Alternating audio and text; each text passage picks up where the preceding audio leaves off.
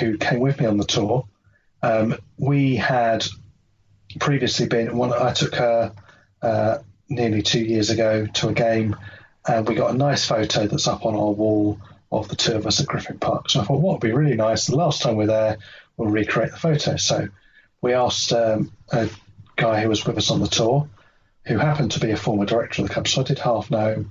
I said, would he mind taking some photos? He said, oh yes, of course. So he takes his photos, we recreate the photo, and then, shock of all shocks, Heather gets down on one knee, produces a ring, very nice ring, and asks me if I will marry her. And of course I said yes in an instant. I mean, and congratulations. I've been absolutely shocked ever since. Thank you very much. That was, yeah. Yeah. The further twist in the tale was that actually I've been carrying this ring round for 2 weeks but didn't even know it.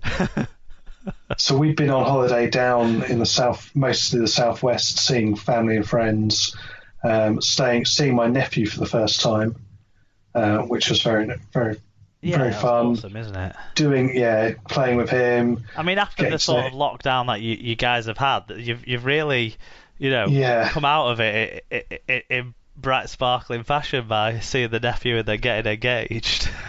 New job 1 week, seeing the nephew the next, and then off and getting engaged. And so I'd been carrying this around in the backpack that I'd been carrying most of the time, and it was hidden inside a pack, inside a sock.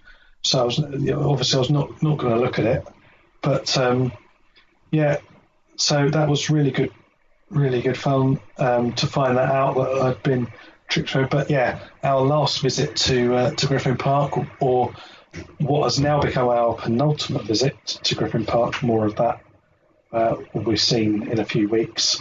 But we was to get engaged. So there we go. Well, if you're going back again, I mean, it's kind of pointless now. Yeah, the club have asked us back to film a little interview. Oh, that's very so. We'll be appearing on various things at some point. Doesn't listen to this, and if she does, she wouldn't listen this long. That might be the perfect opportunity for you to have purchased the ring that you now owe her to present that to her. Anyway, that's great. Your backpack ring kind of story reminded me. I don't know if I've told this on the show or not before, but when I ordered the ring I ordered for Emma, I had to get it delivered, and the only people that knew we were getting engaged, other than me, that I was proposing, I shouldn't be so assumptive. The only people that knew that I was proposing other than me were Emma's parents. And so I arranged to get the ring delivered to their house. Them being retired, then they're always in. But it just so happened, for some reason, that Emma had gone round the afternoon that the ring arrived. And Emma actually took the package off the postman that had, or the courier service, whatever, that had her ring in it. And obviously this package was addressed to me at her parents' house. So her dad, showing remarkable quick thinking for her dad, actually. I mean, I don't know what's happened to him in the 5 years, 8 years, seven or 8 years since.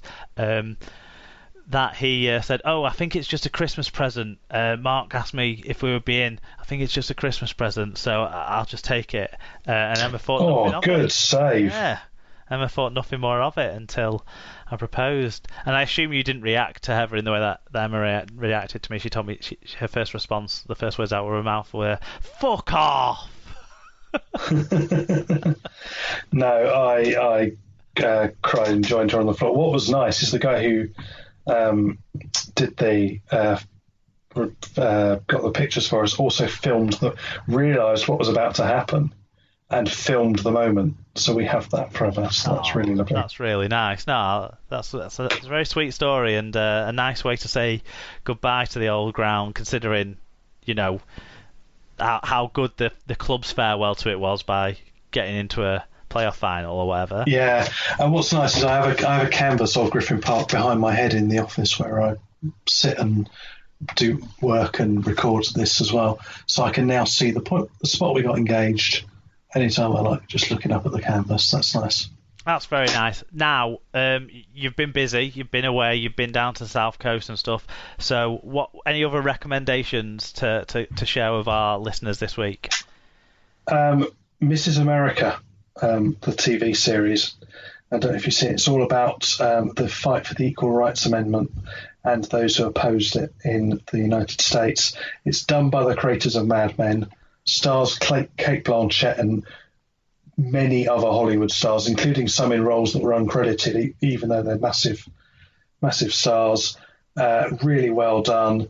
Takes you through a time period through the 70s and into the early 80s, but absolutely fantastic series that in 9 parts on the BBC and well worth getting into. Good stuff. I assume it's still on the iPlayer then, available for people. Yeah, I think it'll be there for a while. And another one is Cheddar Gorge. We went there for a walk on last Monday, and the best bit was, I think it's because of the sort of tourist situation, there was hardly anybody there. So the actual caves and everything are closed, but you could walk up the side of the gorge and down again, and there was hardly anyone there. So we got some stunning pictures of nobody there. So yeah, because normally to go up, you have to go through the shop to go up the Jacob's Ladder thing, to go up the sort of staircase way up, where the view platforms are. So we went a little bit further up, and there was a path up that you could get up, and it was fine. Oh, cool. Yeah, no, we went to Cheddar Gorge last year. It was good. We enjoyed it too. So I would support that recommendation. That was where I had deep fried ice cream. Yeah. But anyway. So we stayed in a stunning Airbnb there, which looked right across the Somerset levels, and it was a thrilling view. Unfortunately, having just spent 2 days camping with 2 small children, a 5 and a 7-year-old, we're probably too tired to enjoy it, so we just sort of slumped down and had a shower, and then we're like, right, we're just going to get to bed really early. But that's why it was, because Heather's family have a family picnic every year where their extended family meet together on one side. So that was fun, and it was quite good because it felt like it was almost the final boss I had to defeat before the engagement. Not only at the time.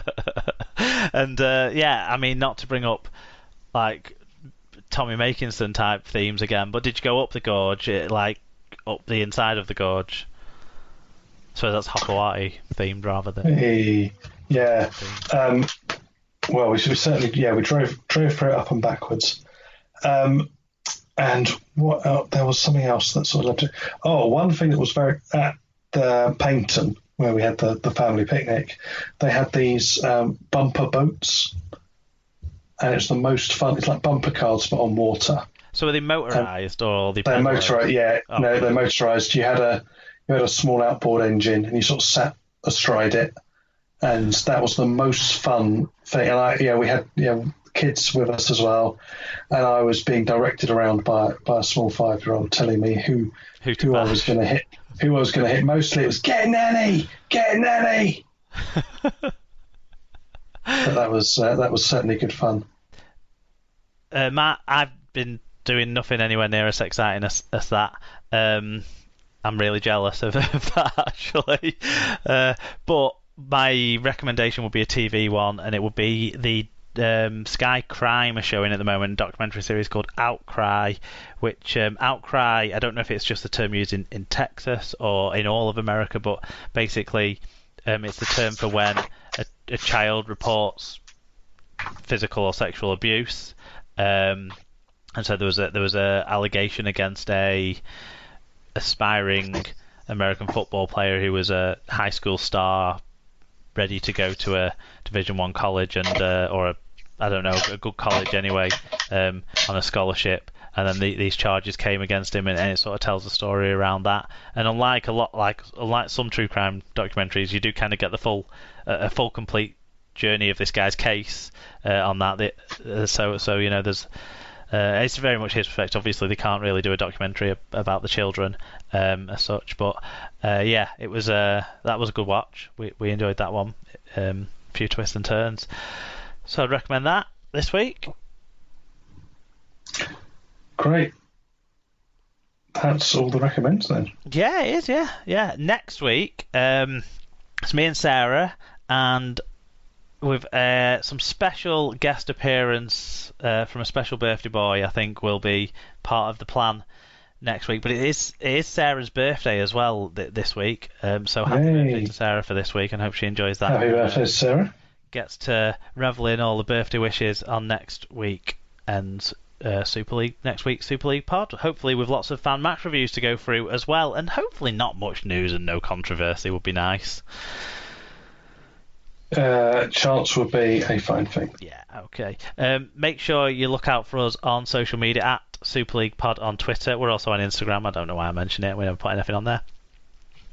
This is us showing our sort of age range, isn't it, really, of the host of the show.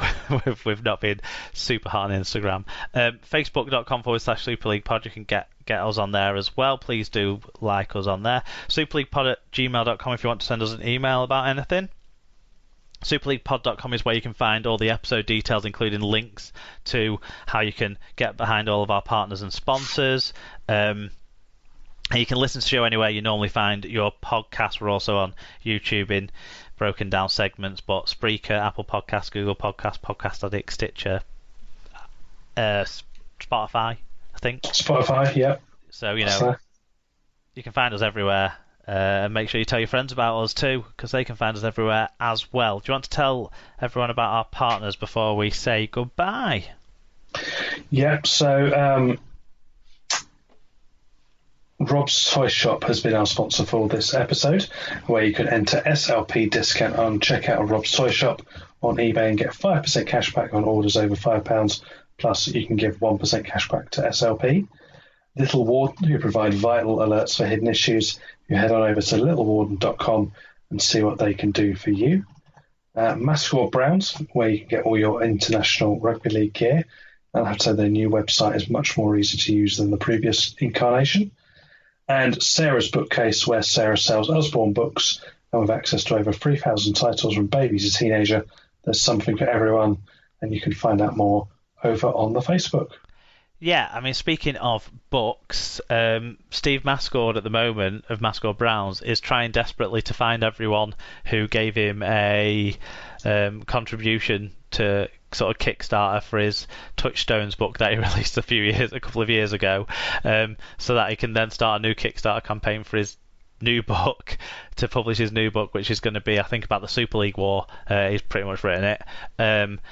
So yeah, I don't know if anyone will be listening to this show and this far in, but if you are owed some sort of kickback up from a Kickstarter campaign for Touchstones, then get in touch with Steve. But otherwise, if you need a book, head to Sarah's Bookcase. That is it for another week's journey through the world of Rugby League. I think we've kind of covered everything and probably done it slightly differently to how some other people have covered it over the last week as well. We had the shock, didn't we, of Tim picking Hull FC and and getting engaged. That was minor shock, yeah. So that's been a great journey to share through this episode. So thanks to you, Tim, for being part of it, and for everyone for listening along to your favourite Rugby League podcast, the Super League Pod. Goodbye now.